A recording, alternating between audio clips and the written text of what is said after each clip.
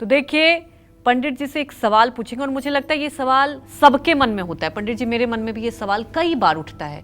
रावण की बात की जाए, सबसे ज्यादा प्रतापी, इतना ज्ञानी कि उसने श्लोक तक लिख डाले, शिव भक्त, लेकिन उसकी कुंडली में ऐसा कौन सा ग्रह था कि वो नाश की दिशा में खुद ही बढ़ने लगा। और सबसे बड़ी बात यह है कि रावण का वध भी होता है और खुद ही कहते हैं ना कि अपने काल को रावण ने खुद बुलाया।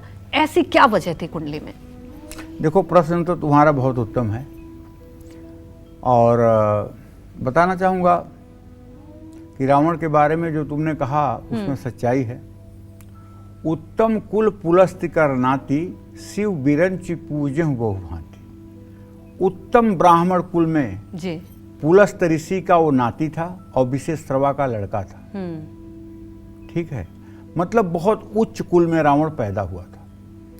रावण की जन्म कुंडली में लग्न भाव लग्नेश जो है सूर्य के साथ लग्न में स्थित था तथा नैसर्गिक शुभग्रह गुरु के भी लग्न में होने के कारण लग्न अति बलवान था। देखिए, सिंह लग्न की कुंडली थी रावण की। रावण के लग्न में गुरु सूर्य था, द्वितीय भाव में बुध था, तृतीय भाव में शनि था, पंचम भाव में इसके राहु था और शुक्र दसम भाव में था, चंद्रमा इसके द्वादश भाव में था। कहने का मतलब मंगल इसके कुंडली के छठे भाव में था।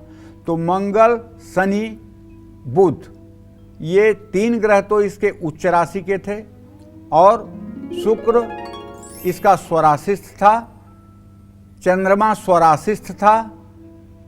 ऐसे में अगर देखा जाए तो सिर्फ राहु और केतु ये नीच राशि के धर्म स्थान में पंचम भाव में थे।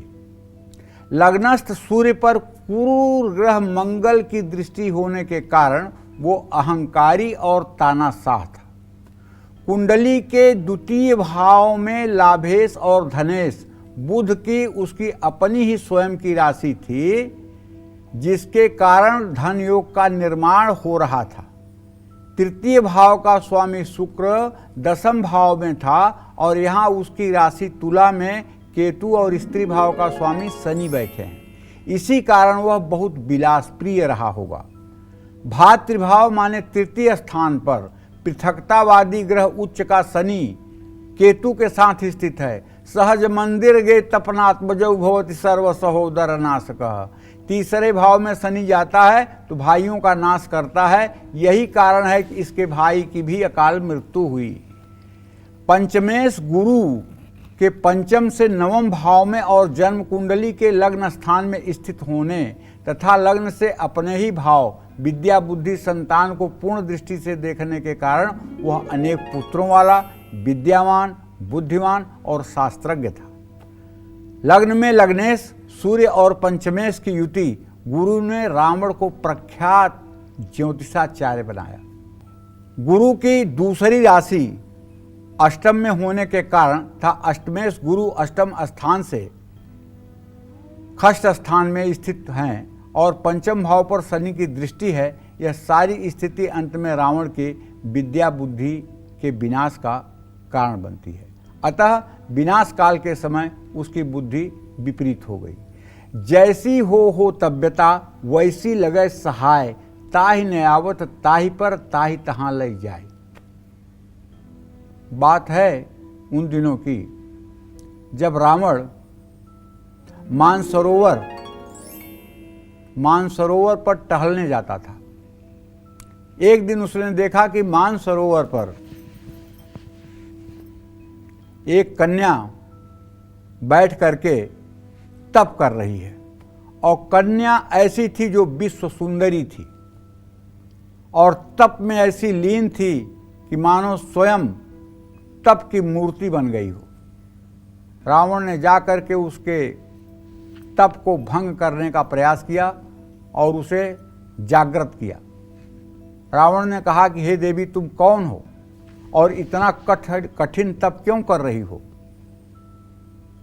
तुम जैसी स्त्री का जगह हमारी सोने की लंका है। तुम जैसी स्त्री के लिए हमारे जैसा बाहुबली पुरुष चाहिए। तुम्हें ये तप करने की क्या आवश्यकता है? उस युवती ने कहा, हे रावण, मैं तुम्हें पहचानती हूँ। मैं कुशध्वज की बेटी ब्रह्मा की पौत्री हूँ, कुशध्वज की पुत्री हूँ। मैं भगवान श्री हरि विष्णु को प्राप्त करने के लिए तप कर रही हूँ और उनको प्राप्त करने तक मैं ये तपस्या करूँगी और इसीलिए मेरी ये तपस्या है। बहुत रावण ने समझाया, लेकिन वेदवती अपनी बात पर अटल रही। अंत में रावण ने अपने बाएं हाथ से उस वेदवती की केस को पकड़ा और खींचना चाहा। वेदवती ने अपने दाहिने हाथ से अपने केस को काट दिया और उसने कहा, हे नराधम रावण, अब मैं अपनी योग माया से जल करके भस्म हो रही हूँ और मैं तुम्हारे विनाश का कारण होकर धरती पर शीघ्र आऊँगी। और वहीं योगाग्नि पैदा हुई और वेदवती जल गई। रावण अपने घर को वापस आया लंका। कुछ दिनों के बाद फिर ये मानसरोवर गया। वहाँ ये क्या देखता है कि एक कमल के फूल पर एक सुंदर सी कन्या विराजमान है। इसके मन में कन्या को देख करके दया भाव जागृत हुआ और उस कन्या को उठा करके ये रावण अपने घर आया। रावण ज्योतिषी था, लेकिन रावण के यहाँ एक बहुत बड़ा ज्योतिषी था। उसका नाम शायद आपने नहीं सुना होगा। उसका नाम था प्रहस्त। बहुत बड़ा ज्योतिषी था, वो फेस रीडर था, वो रेखाओं को पढ़ने वाला था। रावण ने बुला करके प्रहस्त को कहा कि इस कन्या का भाग्य देखो। प्रहस्त ने देखते ही कहा कि अरे राजन, ये कन्या तो आपके मृत्यु का कारण है और ये कन्या अजर अमर है। इसको आप किसी विधि से मार नहीं सकते हैं। पूरी सृष्टि समाप्त हो जाएगी अगर आप इसको मारने के चक्कर में पड़ेंगे। और ये कन्या आपके विनाश का कारण है, आपकी मृत्यु का भी कारण यही कन्या बनेगी। रावण ने सोचा कि तो बहुत बुरी बात है।